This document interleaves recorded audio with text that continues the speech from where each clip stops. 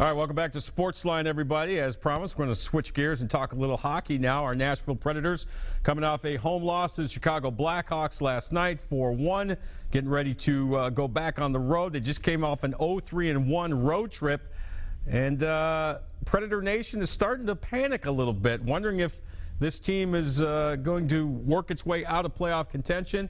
Let's bring in good friend of the show from NashvillePredators.com, our buddy Thomas Willis. Good evening, Thomas. How are you, bud?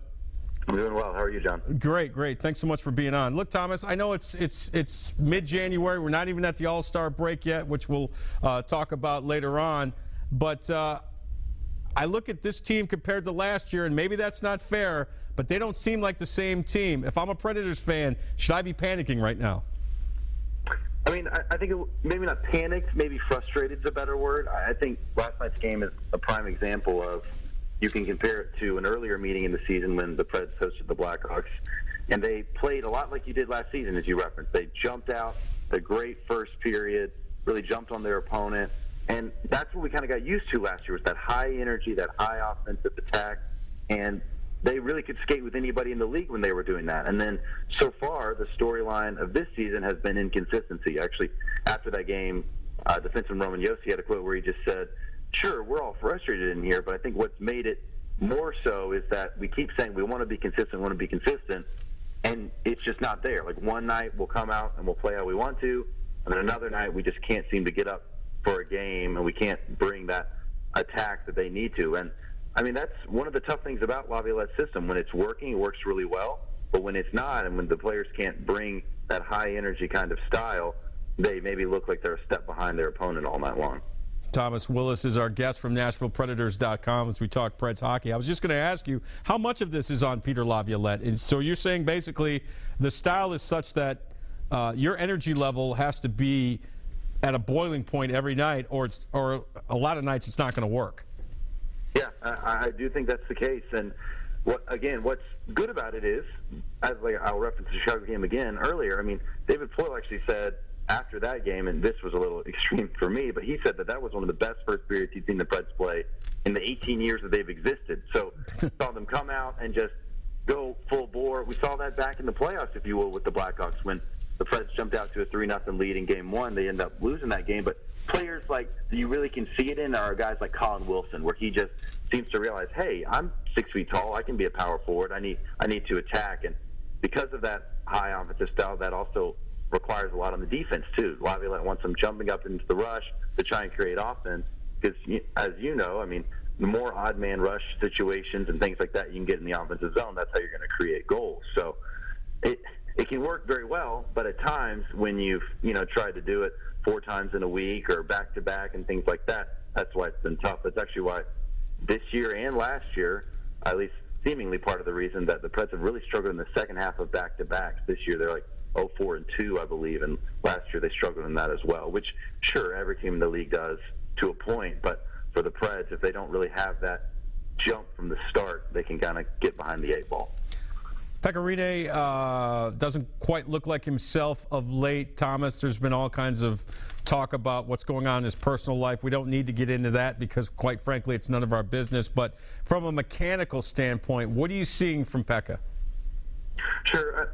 2 things. I'd say, one, that Pekka's glove hand has always been his strength, so much so that he'll even reach over to the other side where normally a goalie would make a stick save or something like that, and he'll actually glove it down. You can kind of quickly see in the first few minutes of a game when he's just in the zone, if you will, he's reaching over and making those glove saves all over. And I heard one thing I heard recently former Preds goaltender Chris Mason, who's now doing some radio work with the Preds, he was just saying, this is going to happen to any goaltender over the course of his career. It's even happened to Pekka in the past. And sure, there was kind of an outcry, a little bit, if you will, after Carter Hutton comes in 2 games ago and gets the shutout win to, he deserves to play more. And sure, you want to give Rinnes that rest, and it is important for Hutton to come in at times. But as well, you can't, what Mason was saying is a goaltender can't work himself out of a slump or when he's just a little bit behind on making saves by watching or resting. You just kind of have to get in there and work your way out. And that's something that Pekka's done over all the years he's been in the league. I mean, he's 33 years old now. He's played in the league for over a decade. So I think that's what's kind of tough to watch from a fan perspective is you see him maybe give up what you'd wanted to call a soft goal. At the same time, if you're too short on the leash or you're making him rest too much, well, then he's not going to work out of it, because I think he's proven in the past as well when he sees a lot of shots, that's when he can kind of get in the zone and play well. Talking with Thomas Willis from NashvillePredators.com. Okay, Ryan Johansen comes over in the trade.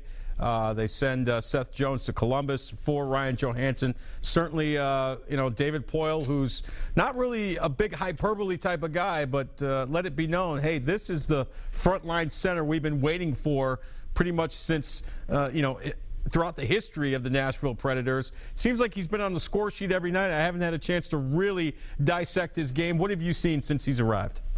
Yeah, well, I was cautioning a lot of people when he first was traded for that. You've got to give this guy at least 10 games to just get his head into a whole new system. But I think the nice thing for him is that he had played in the Western Conference, because you forget that the Columbus Blue Jackets moved over to the East this past year, but they used to be in the Western Conference, used to be in the Preds division. So he at least had some familiarity with that physical style, the big bodies that you see up in the West. So he did have that going for him, but still, to get into a new system, new teammates, all those kind of things, and that's still the case. I still think he needs a few games, but he comes right in the very first game he's in the Colorado Avalanche, scores on his first shot on goal as a Predator 2 minutes into the game on the power play.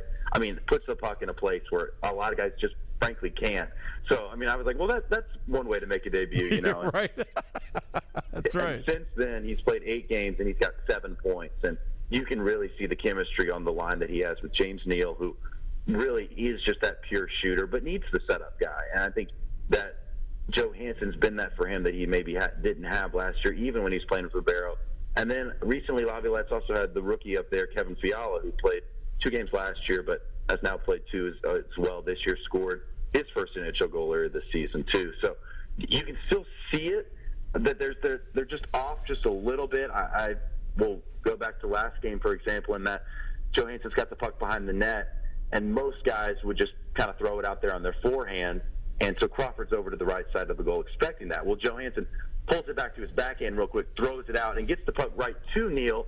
But even then, he's still not quite expecting it, so he can't pull the trigger quite right. But examples like that, when you have those plays when they can really just become that bang-bang shot, that's when it's just going to be really special. But like I said, you can see that it's going to be better, but even now, it's been pretty great. He's, like you said, he really has recorded a point just about every game. So pretty exciting for the Preds to finally get that kind of player in their lineup.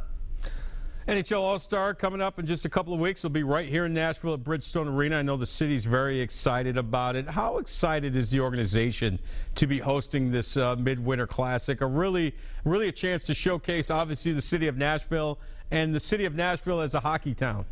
Oh, yeah, we're pumped. A lot of us went up there last year to see the AllStar game in Columbus, and as much as we enjoyed it, like most people, we're thinking in the back of our minds, oh, we can do a better job than this, or wait till, hockey gets to see us do this. And like you said, with the music that we have, the restaurants, the culture, and a lot of down-to-earth celebrities that we have, too, that are going to be just involved throughout the weekend. It's going to be pretty cool. I'll give our website one shout-out. If you go to NashvillePredators.com/AllStar, we've got all the schedules up there, so that means the Winter Park, where you can go skate outside, Fanfare at the Music City Center, where you can get autographs and play games, see the Stanley Cup. And then, obviously, there's still the skills and the game. And I think it's pretty cool as well that not only does Nashville finally get to host, honestly, one of the biggest sporting events it's ever held, but it's going to come right along with that. The Preds are going to have the unique treat of being the first ones to change the game, and that the All-Star game this year, as you know, is going to be a 3-on-3 tournament. So that's never been done before, too. So it's kind of an extra level of excitement there for the fans to be like, oh, wow, we saw the first ever example of that, and it was in Music City. Yeah, what are your thoughts on that new format for the All-Star game?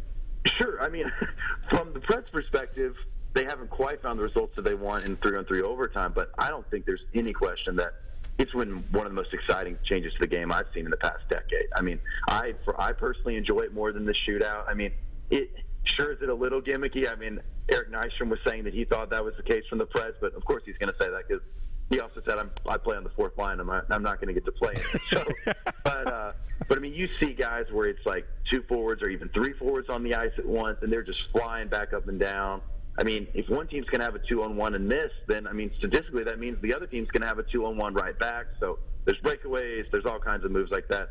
I find it thrilling. And I think one of the things they took away from last AllStar game, the NHL that is, was that they wanted, to make it as much as they could competitive. I mean, because these are the best athletes in the world. And I mean, and all leagues struggle with this, from the NFL to their Pro Bowl and those kind of things.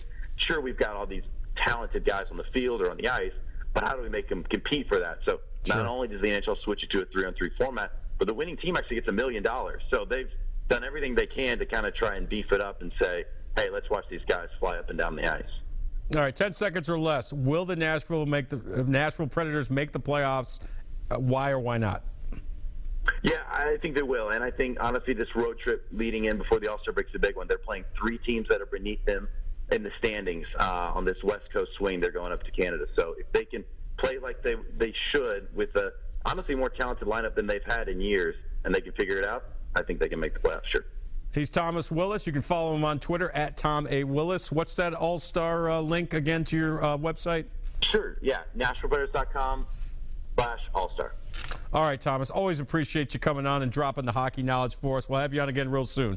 Absolutely. Sounds great. Thanks, John. All right, the great Thomas Willis joining us here on SportsLine. All right, we come back. We'll talk more Titans, and we'll get into some college basketball as well. Big game coming up in the OVC. Belmont hosting TSU. As of now, both teams undefeated in league play. Of course, Belmont has to play at UT Martin tomorrow night, so shaping up to be a huge, huge matchup. We'll talk about that and take your phone calls next.